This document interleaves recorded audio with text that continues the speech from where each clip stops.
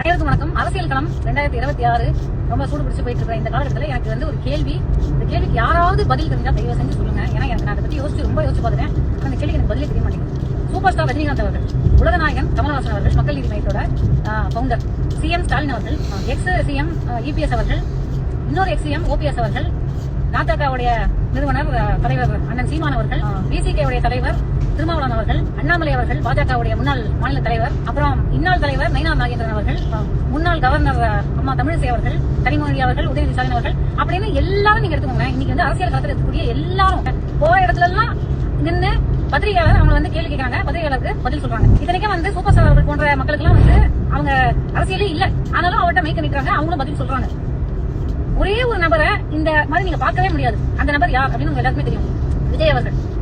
ஒரு கேள்வி ஒரு தடவை பிரஸ் இந்த மாதிரி நிக்க வச்சு நீங்க வந்து கேட்டிருக்கீங்களா அப்படிங்கிறது எனக்கு எப்படி பெரிய ஆச்சரியமா இருக்கு. எப்படி அவர் தப்பிக்கிறாரு? அவர் கூட இருக்கவங்க என்னதான் பெரிய டீம், அது சீரியஸா சொல்றேன். இது வந்து எப்படி இது வந்து சாத்தியமே தெரியாது.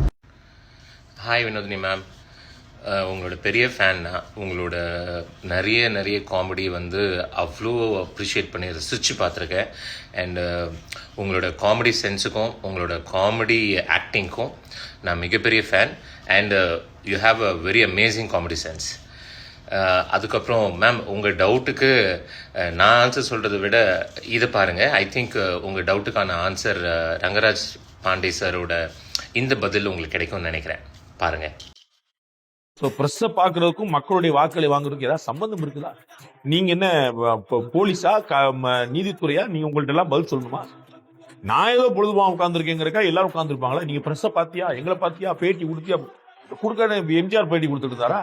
ஜெயலலிதா பேட்டி கொடுத்துட்டு இருந்தாங்களா? நரேந்திர மோடி பேட்டி கொடுத்துட்டு இருந்தாங்களா? உங்களை சொல்லிதான் ஆட்சிக்கு வந்தாங்களா? நரேந்திர மோடி பிரஸ் மீட் கொடுத்தா ஆட்சிக்கு வந்தாரா? ஜெயலலிதா பிரஸ் பார்த்தா, பிரஸோடைய நம்பிக்கை வச்சுதான் ஆட்சிக்கு வந்தாரா? அவங்க செல்வாக்கு மக்கள் டைரக்டா வச்சிருக்காங்க, போறாங்க. இதெல்லாம் இடையில நீங்க பிரஸ்னா நீங்க இருந்துட்டு போங்க. பிரஸ் மீட் கொடுத்துக்கிட்டு இருந்த பாஜகவுக்கும் அம்மா மக்கள் முன்னாடி என்ன செஞ்சுட்டு இருக்கீங்க? அவங்க ஆட்சி கொண்டு வந்தீங்களா? பிஜேபி சூப்பர் கட்சின்னு ஊடகங்கள்லாம் சொல்லிட்டீங்களா?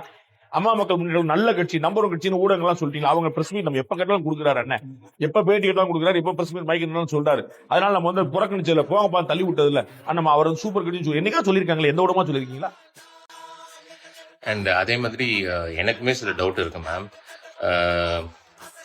ஏன்னா உங்களோட நிறைய வீடியோஸ் நான் பார்த்துருக்கேன். நீங்களும் உங்கள் அப்பாவும் சேர்ந்து போடுறதுலாம் அவ்வளோ ஹார்ட் கனெக்டிங்காக இருக்கும், ரொம்ப சோல் கனெக்டிங்காக இருக்கும், உண்மையாக இருக்கும்.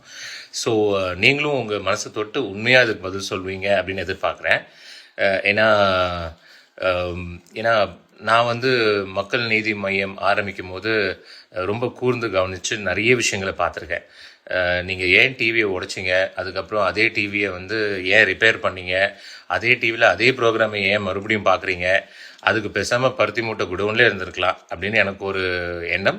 ஸோ இந்த டவுட்டு வந்து நீங்கள் எனக்கு கொஞ்சம் கிளியர் பண்ணுங்களேன். ஃப்ரம் ஹார்ட் நீங்கள் பதில் சொல்லணும் வினோதினி மேம். சும்மா ஏனோ தானோன்னு போகிற போக்கிலெல்லாம் பதில் சொல்லக்கூடாது. உங்கள் மனசாட்சி தொட்டு பதில் சொல்லுங்கள். What happen before and what is happening now, இது எல்லாமே உங்களுக்கு ஓகேவா?